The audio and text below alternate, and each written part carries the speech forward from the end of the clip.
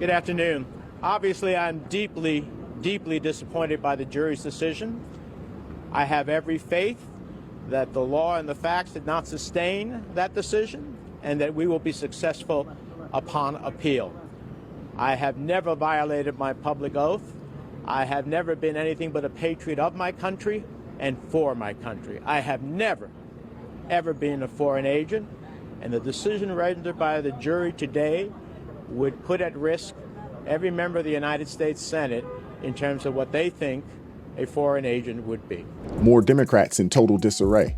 Longtime Democrat Senator from New Jersey, Bob Menendez, was found guilty yesterday on all charges. 16 counts in his corruption trial.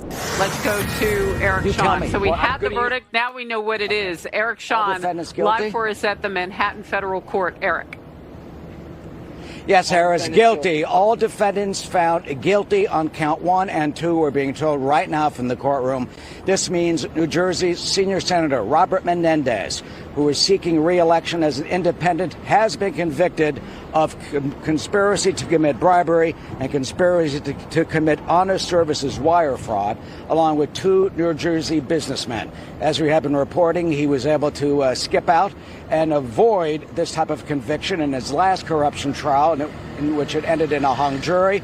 But Robert Menendez, the senior senator from New Jersey, longtime Democrat for decades, in power in the Garden State, former chairman of the Foreign Relations Committee in the Senate, convicted, guilty, according to this, for selling his office, as prosecutors said, for power. He was accused of helping the government of Egypt as well as the government of Qatar, acting indeed as a foreign agent of the Egyptian government in exchange for bribes. Those bribes, prosecutors said, $480,000 in cash, found strewn all over his house, according to the FBI, even in his jacket pockets, in clothes, in boxes, as well as those 13 gold bars found in the closet of his wife, Nadine Menendez, who was also charged. Mrs. Menendez, though, her trial postponed indefinitely because she suffers from breast cancer.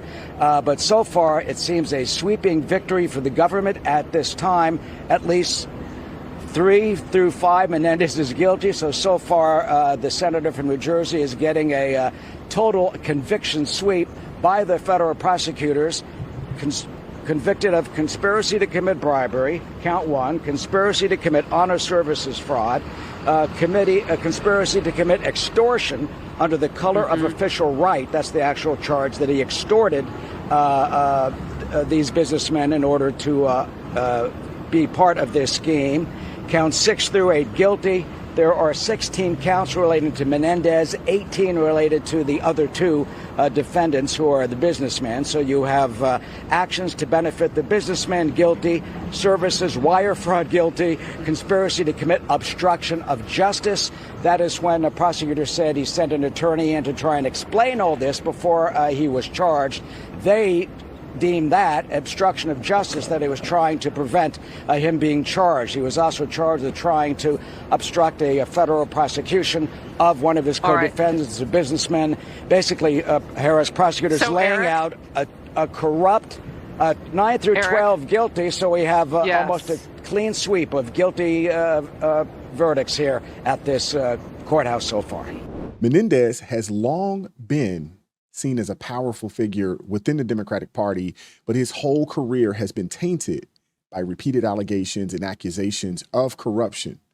A typical Democrat. A jury found the Democrat senator guilty of bribery, extortion, wire fraud, obstruction of justice, and acting as a foreign agent. This isn't the first time Menendez has faced legal trouble. He has a history of navigating through political scandals like no other.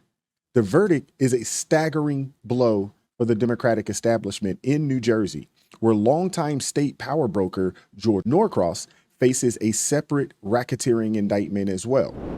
Menendez, one of the most feared and influential figures in state politics, now faces decades in prison, and further questions about how he wielded his power as the former chairman in Foreign Relations Committee. Despite numerous corruption allegations over the years, Menendez has often portrayed himself as a victim of political persecution, as Democrats usually do on the rare chance that someone actually investigates them. Bob Menendez, who filed to run for re-election last month, represents the epitome of the political sleaze and corruption.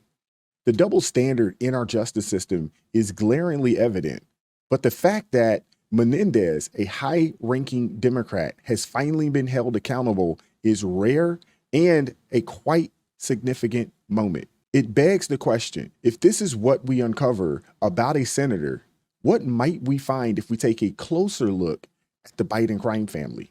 The implications of Menendez's role on the Foreign Relations Committee are particularly troubling, considering the sensitive nature of the information and decisions he was privy to. We need more of this. Menendez's conviction should be the beginning, not the end, of a broader investigation into political corruption. The Democrats have been masters at covering up their misdeeds, but the tide is turning. With Trump's cases being dismissed one after another, it's clear that justice is slowly prevailing. Trump is free, and those who should have been behind bars long ago are finally starting to get caught. Senator Menendez isn't half as corrupt as the Biden crime family. If Menendez's corruption is this blatant, imagine the skeletons hiding in Biden's closet. Hunter Biden's laptop shows very similar crimes to what Bob Menendez is being charged with. How does Biden's payment from foreign countries while he was vice president in charge of Ukraine differ from Menendez's corruption case? But let's not forget, this isn't just about Menendez. This is a signal that we need to clean house across the board. The Democrats have been getting away with too much for too long.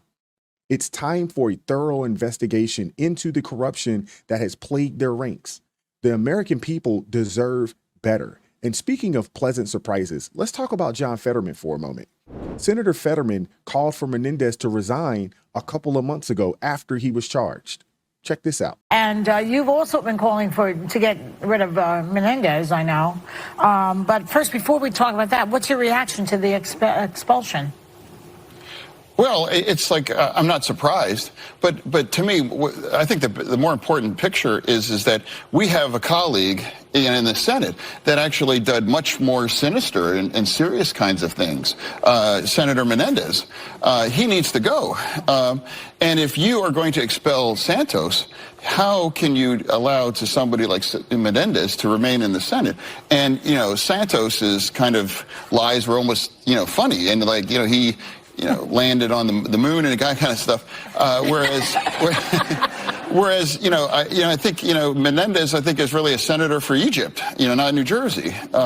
So I really think he needs to go. And especially it's kind of strange that if Santos is not allowed to remain in the House, someone like that. Yeah. Are you, though, uncomfortable with the fact that there hasn't been an adjudication, that while he's been charged, there hasn't been a conviction? With Menendez. I am. And it's like he has the right for his day in court and all that, but he doesn't have the right to have those kind of votes and things that's not a right. And I think we need to make that kind of decision to send him out. There you have it. Got to give credit where credit is due. Fetterman had quite the arc. Not sure how I feel about it, but I think I'm here for it. And he's kind of right here. 105 Republicans joined Democrats in kicking New York's George Santos out of the House of Representatives following what they called a scathing ethics report. Now, I know us Republicans like to try to do the right thing, but come on, we often lose sight of the bigger picture. We join Democrats on kicking Santos out for what? To lose a seat? And especially when what Santos did was, in my opinion, nowhere near as egregious as what Menendez did.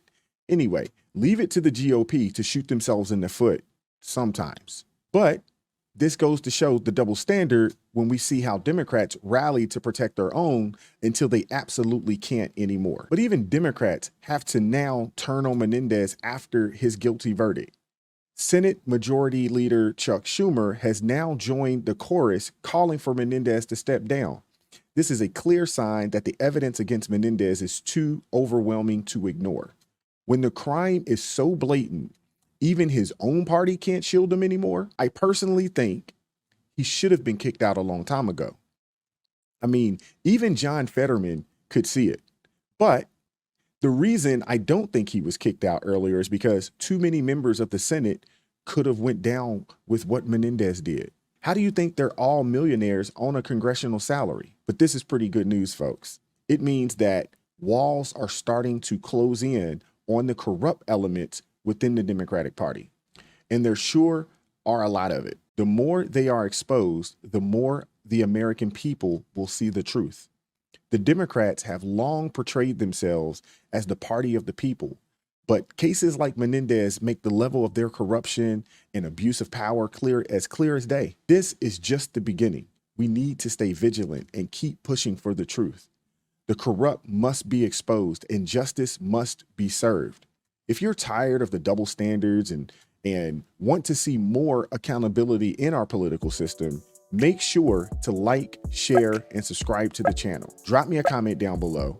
I appreciate all the love and support.